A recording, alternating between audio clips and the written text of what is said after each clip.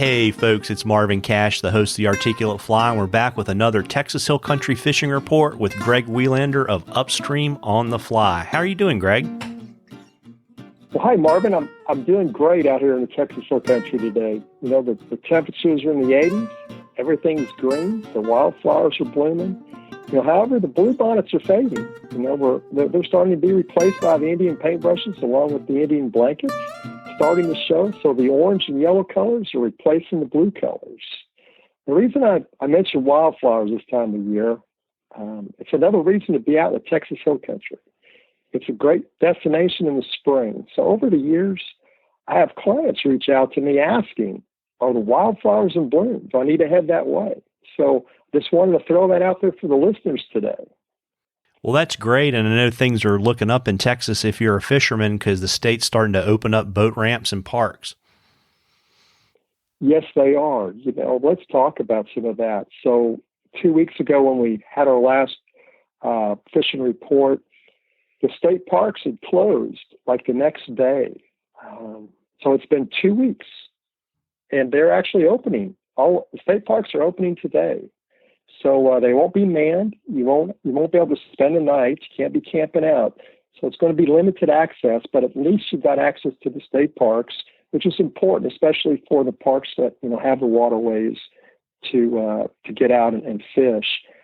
You know, LCRA is a lot of the boat ramps out in Lake Travis are run by LCRA, which is the Lower Colorado River Association.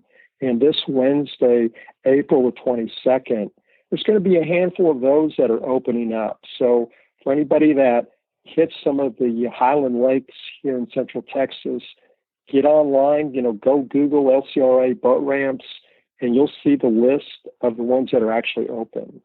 So I was pretty excited because 3 of the ones I frequent are opening on Wednesday. So it's going to get me out onto some water that I haven't been on for at least 6 weeks.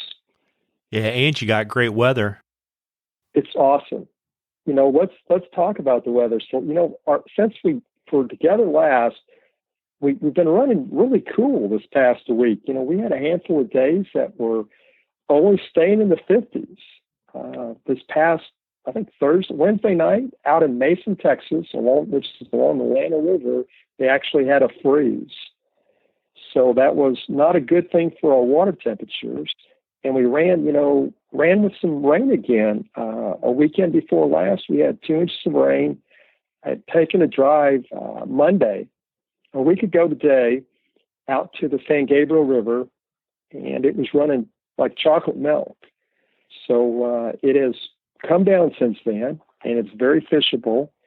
And like you were saying, the weather forecast for the next week is going to be stellar, 70 and 80 degrees. However, there'll be every couple of days you'll have a north wind.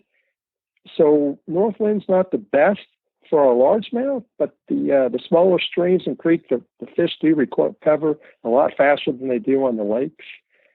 So something else to keep in mind, you know, it's good when we have north winds because it pushes that humidity out. So it's a beautiful time of year to be outside. Absolutely. And so what should anglers expect to see if they're lucky enough to be able to get out on the next, say, week to 10 days? We know, Marvin, I'm glad you brought that up. So I actually made a decision this past week, you know, sitting around the house, you know, going on, I think, week number 5 or 6. I decided to hook up my hog island. It was Thursday of last week. We finally had some weather that was going to be in the 70s. And I headed out for a boat ramp on one of the smaller Highland lakes just west of where I live, about 30 minutes away. Forecasted winds were 5 to 10. I said, I've got to go. And, you know, the anxiety of going is more so, what are you going to run into when you get out to the lake? You know, you're going to pull up in a boat ramp. Is there going to be people all over? Not at all. It was quiet. There was nobody around. And I thought, well, this is a lot easier. You know, my anxiety level had gone down. So I was easy to put my boat in, run and park my truck, get in and go off fishing for I basically had the lake. I saw 2 other boats the whole day. However, the winds at 5 to 10 didn't happen. It was more like 15 to 20. So it's extremely hard to try to fish. I did see some carp, saw some smallmouth buffalo, but it was just very hard to get the boat within within range without spooking them. Some of the bluegill were players that towards the end of the day, and however, they were deep and they were very cold when I caught a few. So they were cold in your hand, and it's kind of telling you that we did have a little drop in temperature in the hill country over the last 7 days. So it will warm up, and it's looking great for the next week for sure. So let's talk about some of the fish, right? The Guadalupe bass don't seem to be as affected by the north winds, but the largemouth, of course, do. So keep that in mind. If you want to head out, check the weather, see which directions the winds are out of, and try to pick the southeasterly breeze, and you'll have a little better luck. And as far as this time of year, what I like to throw as far as fly patterns go, streamers. I'm generally doing streamers early in the afternoon, all the way into the early afternoon, and then I'll switch over to some topwater later in the afternoon. And the reason for that is that the water temperatures are warming up throughout the day. But this week we are going to be staying in the 60s for a low, so that's positive. Crawfish imitations, and anything that resembles river minnows, as well as your topwater would be frogs. I kind of stay around, deer hair frogs are my choice. Grasshoppers, we're still a little early for grasshoppers, so leave lantern bugs at home. I'm not saying they're not going to eat them, but I kind of prefer the frogs in April as we get into May. But that's about it. I don't know if you got anything else for me there. Just a gear question, I guess. Do you generally prefer to fish all those flies on floating lines, or are you using some sink tips too? Well, out on the lakes, I am fishing sinking lines right now. Intermediate lines for sure. Maybe a full sink as well to get my fly down deeper. On the streams, the San Gabriel, the Pedernales or the Llano River, I am using only floating lines, but I'm not really throwing any damselfly imitations quite yet. I've not seen the dragonflies. I'm not seeing the aquatic insects that kind of draw me towards a different fly selection. However, that doesn't mean they're not going to eat them, because a bass is an opportunistic eater as well as the sunfish. They're going to eat when they see something that they want to go for it. They're not as picky as your cold water trout.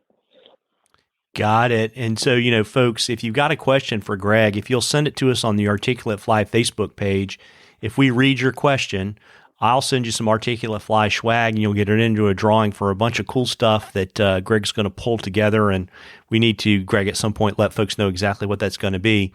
But you'll get entered in a drawing for that at the end of the season. And before I let you hop, Greg, why don't you let folks know where they can find you, so as things start to open up in Texas, they can book you and get out on the water with you. Yes, upstreamonthefly.com is my website, and you can catch me over at Instagram and Facebook as Upstream on the Fly. So I look forward to visiting with some of you guys. Absolutely. And folks, as you get out there, if you can fish, be careful, look out for your fellow man, have a great time, and catch a few. Tight lines, everybody. Tight lines, Greg. Thanks, Marvin.